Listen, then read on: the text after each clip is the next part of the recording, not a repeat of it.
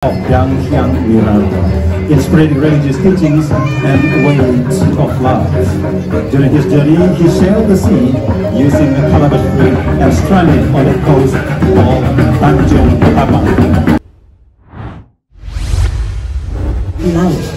PDAY diawali dengan barisan identitas daerah, yakni membawa papan nama yang dibawakan oleh Jegek Bagus Jembrana tahun 2022 dengan mengenakan busana berbahan tenun khas Jembrana. Barisan selanjutnya adalah barisan pembawa tebu, bandrang, kober, payung pagut, kedung agung, gamelan bulu ganjur, pajegan bunga dan janur, payas agung, gamelan semat kubulingan, dan garapan tematik, pura ancak.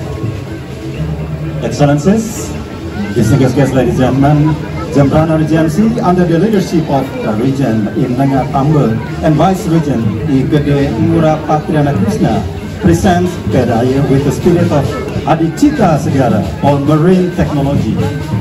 PDAY begins with the processions of local identity, starting with the value of the district's name board, carried by Jegek Bagus Jembrana 2022, wearing Great Star Woven Public Unit 2 Jembrana. And the following procession includes the carries of sugarcane, bandrang, kober, pagut umbrella, tadung agung, bambo, bijar ganjur, gamelan, flower kakadam bird, payas agung, semat kubulingan, gamelan, and the thematic composition of pura ancak.